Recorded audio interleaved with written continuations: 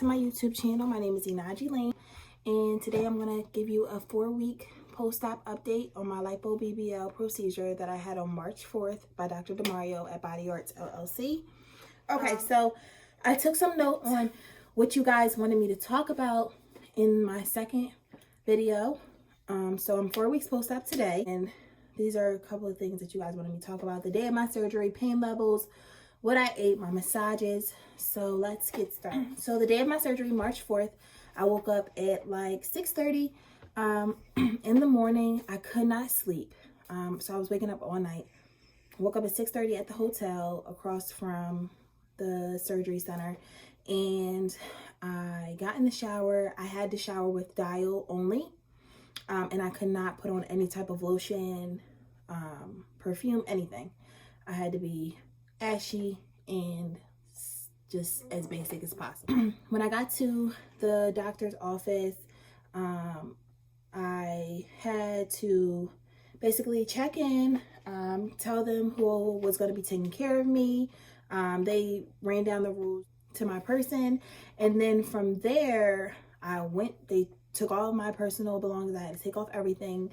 The only thing that I could bring back was my bag full of like the towels, the 2 towels that they wanted me to bring. And it was really nothing else. Oh, my medications. From there, I went to the back. All my paperwork was already signed in my pre-op appointment. So I went straight back. I changed out for my clothes. I changed into my gown. And then from there, after I had everything on that I needed, I had to use the bathroom so that they could check and make sure I wasn't pregnant. And then I met with the doctor, Dr. DeMario. He marked my body up to make sure that he could basically see like where he was going to be cutting at and everything. And then he asked me what kind of butt I wanted.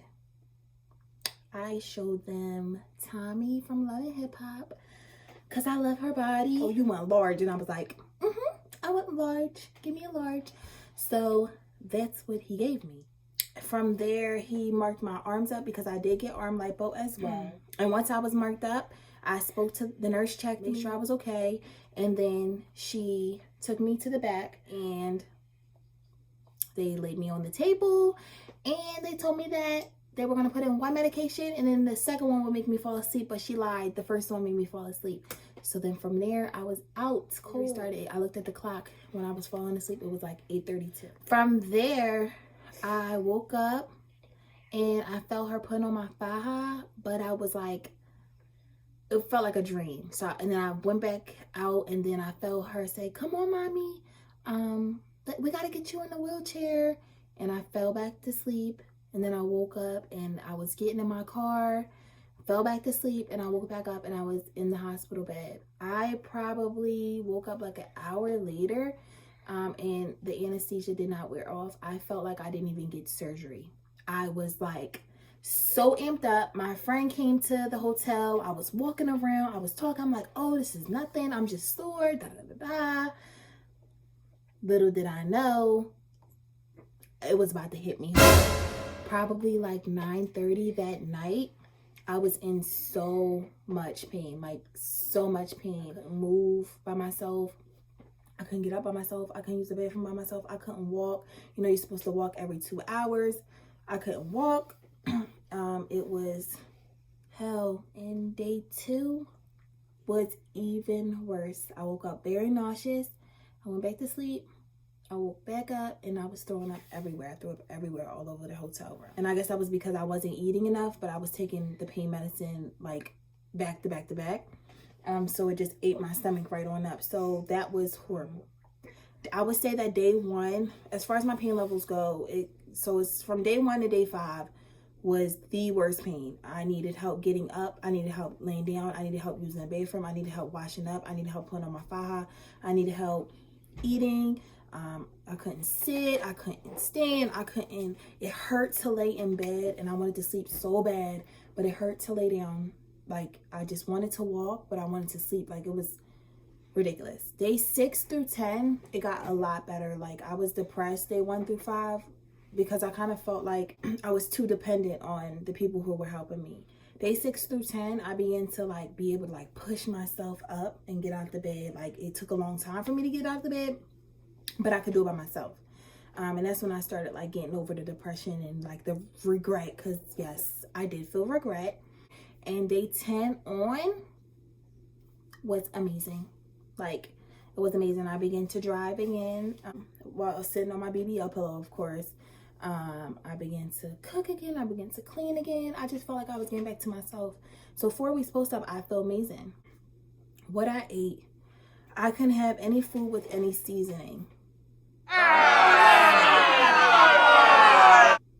The absolute worst. That was the worst thing that they could have ever done to me. The food was disgusting.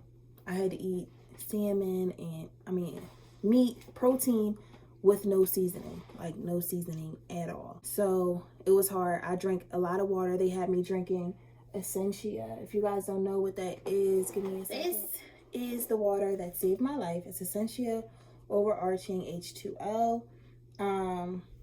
Really good water. I drank probably like 2 bottles a day. I probably should have drank more, but that was what I was doing, and it just helped me out. I was drinking that. I was eating my nasty food, eating saltine crackers, and the first couple of days I would only eat mashed potatoes. Like the first 2 days, that was the only thing that would sit on my stomach and like really help me with the medicine and stuff. From there, I started to eat like fruit and all of that. They told me I couldn't have grapes, which was weird.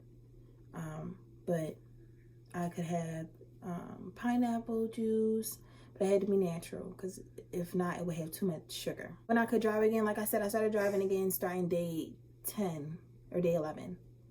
But I sit on my BBL pillow. I still sit on my BBL pillow because I'm not supposed to sit down for 6 weeks. I'm sitting down now, but I'm sitting on my thighs with my butt off of the chair. I spoke about money in my first video, as far as how much my surgery was and stuff like that. So everything came up to $8,500 for just my surgery. That was the Lipo 360 and the BBL, plus the $700 extra that I paid for the lipo in my arms.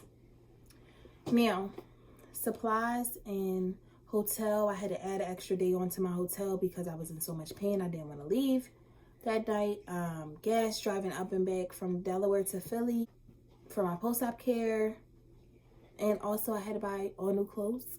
Of course, I didn't buy like all new clothes at one time. I've probably spent like maybe like $800 or $900 on new clothes so far. But I would say total, I'm looking at like $10,500 I've spent. So that's $2,000 over just my surgery. And that was way more than I expected.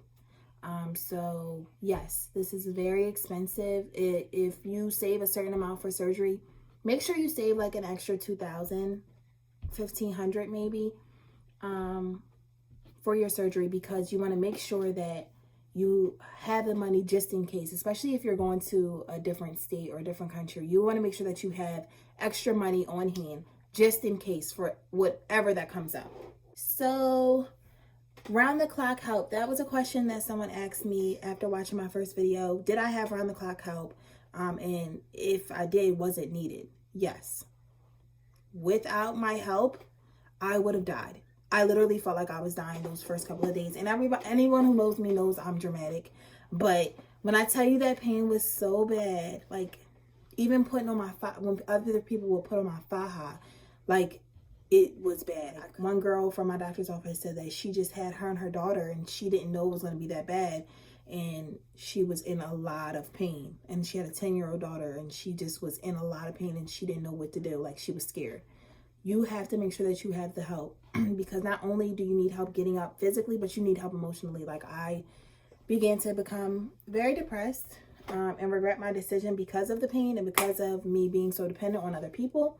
So having that round the clock help those first couple of days, or at least the first week if you can, is very, very, very important. Massages.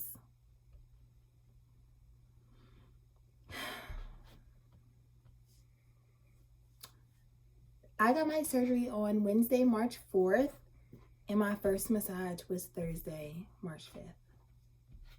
I don't know why I thought that that would be okay. They scheduled so all of my post-op care, my massages, my carboxy, which is another kind of therapy, and my radiotherapy was all in my surgery price, which was fantastic. So it sounds like it was a lot up front, but it included all of my post-op care, which is 20 post-op appointments. Anyway, that first massage was horrible. First off, I didn't eat a lot that first night.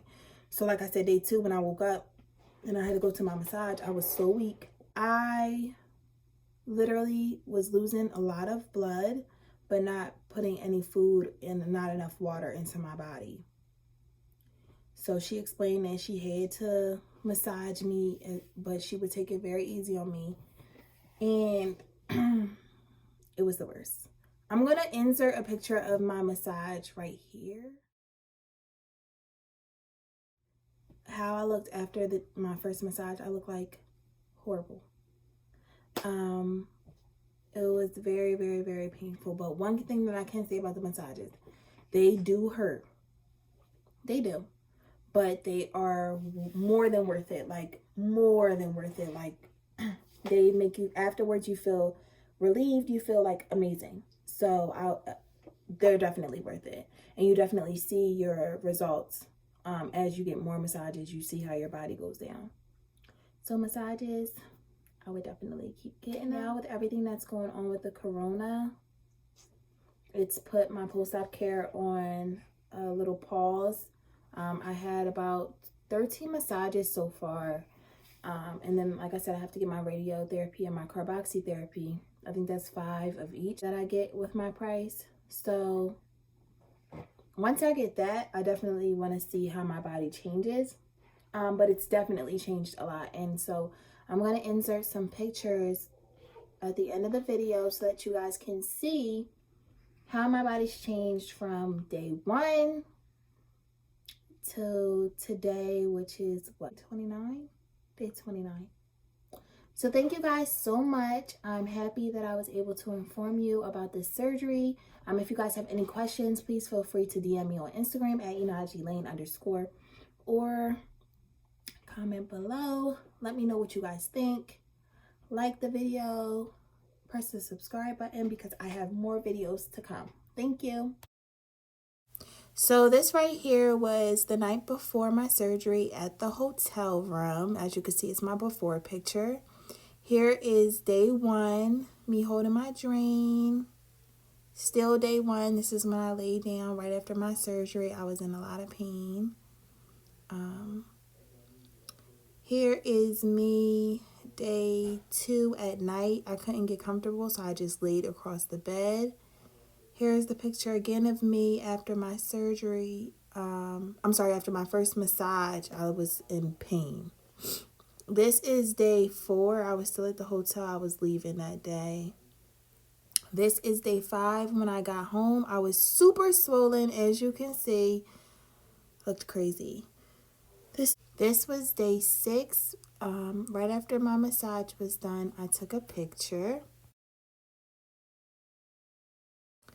This was day 12. No drain. Stomach was on flat.